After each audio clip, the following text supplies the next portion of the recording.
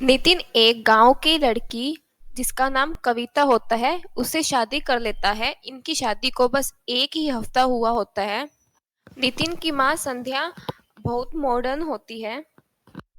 हर दिल में बसती हूँ, मैं हीरोइन हूँ। कविता अपनी सास के पास जाती है। माँ जी, किचन में जो मशीन रखी हुई है, मैंने सुना है उसमें केक भी बनता है। क्या आप मुझे सिखा देंगे? Oh no, what rubbish, you mean microwave? तुम्हें माइक्रोवेव भी यूज करना नहीं आता? पता नहीं नितिन को ये गांव की गरीब लड़की से ही शादी क्यों करनी थी। हमारे तौर तरीके कुछ भी नहीं पता इस गवार को। माँ जी, मैं धीरे धीरे सीख जाऊंगी सब। एंड व्हाट इज दिस माँ जी? कितनी बार बोला है डोंट कॉल मी माँ जी। सोसाइटी में मेरी बहुत इज्जत है। कॉल मी मॉम। शादी को एक हफ्ता हो गया, माँ जी से मॉम नहीं सीख पाई और हमारे तौर तरीके सीखने चली है। नॉनसेंस। अपनी सास की खरी खोटी बातें सुनकर कविता वहां से चली जाती है। नितिन ने तो अपने हिसाब से गांव की एक सुंदर और सुशील लड़की से शादी कर ली थी, पर कविता को क्या पता था कि शहर के बड़े बड़े बंगलों में रहने वाले लोगों का दिल इतना छोटा होता है। शहर की मॉडर्न सास के मॉडर्न लाइफस्टाइल से कविता के ख्यालात मैच नहीं हो रहे थे, जिसे देखकर वो हैरान थी। फिर एक दिन, व्हाट इज दिस? वो मोम जी, आलू पराठा बनाया है मैंने।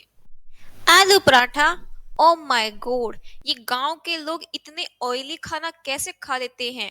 कितनी बेकार लाइफस्टाइल है इनकी। मैंने तुम्हें कितनी बार बोला है, मुझे ब्रेकफास्ट में सैंडविचेस, जूस और साथ में थोड़े फ्रूट्स भी चाहिए। मॉम, आप ऐसे क्यों बोल रही है? कविता ने इतने प्यार से बनाया है। बस बस, तुम भी इस गवार के साथ एक और गवार बन जाओ। कविता की सास आज उसे ब्रेकफास्ट को लेकर अच्छा खासा सुना देती है। साथ ही पूरे घर का काम उससे अकेली से करवाया। एक दिन कविता कपड़े वॉश कर रही होती है। ये क्या कर रही हो तुम? मॉम जी, इनके सारे कपड़े धो रही हूँ। व्हाट? हाथ से धो रही हो तुम? मॉम जी, वो वॉशिंग मशीन मुझे चलाना नहीं आता, इसलिए हर रोज हाथ से ही धो देती हूँ। हाँ, तुम्हें तो आदत ही होगी हाथ से कपड़े धोने की। Poor villagers. और धोते धोते वो मेरे बेटे का कॉस्टली सूट मत धो देना हाथ से, वो सब ड्राई वॉश होते हैं। अपनी सास की बात सुनकर कविता उदास हो जाती है। एक दिन नितिन, संध्या और कविता तीनों डिनर के लिए बाहर जाते हैं।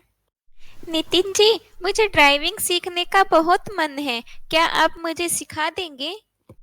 हाँ हाँ, क्यों नहीं, इस संडे से ही स्टार्ट करते हैं। हाँ, आर यू मैड? गांव में कभी साइकिल से ज्यादा कुछ देखा है जो अब तुम गाड़ी सीखोगी? 15 लाख रुपीज का कार है ये। 15 लाख में जीरो कितनी होती है पहले ये पता करो, फिर तुम गाड़ी सीखना। हाँ, गवार। कविता फिर से अपनी सास की बातें सुनकर उदास हो जाती है और कुछ सोचने लगती है। फिर वो सब डिनर करने पहुंच जाते हैं। कविता, सुनो, कल मेरी किटी पार्टी है घर पे, तो सोसाइटी की कुछ मेरी फ्रेंड्स घर पे आने वाली है, तो अपनी ये गवारपंती मत दिखाना तुम। और जितना हो सके चुप रहना और कुछ अच्छा सा ढंग का पहन लेना, कहीं ऐसे गवार सी बन के आ जाओ उनके सामने तुम। कविता अपनी सास की बात सुनकर ठीक है बोलकर वहां से चली जाती है। फिर अगले दिन संध्या की फ्रेंड्स उसके घर आई होती है। कविता वहां उन सबके पास आती है। नमस्ते आंटी जी, कैसे हैं आप सब? नमस्ते। और aunty, what is this nonsense? Oh, I am so sorry. Actually वो नितिन गांव के गरीब लोगों का दुख देख नहीं पाता है, इसलिए इस गवार को ले आया है। इस गवार को अब तो टॉलरेट करना भी बहुत डिफिकल्ट हो गया है। संध्या अपने दोस्तों के साथ मिलकर कविता की खूब बुराइयां करती है और उसका खूब मजाक बनाती है। जैसे ही वह हंसते हंसते कुछ उठाने के लिए खड़ी होती है, तब उसका हेयर विग नीचे गिर जाता है। क्योंकि संध्या की खूबसूरती आर्टिफिशियल थी, वो सिर्फ दिखावा करती थी।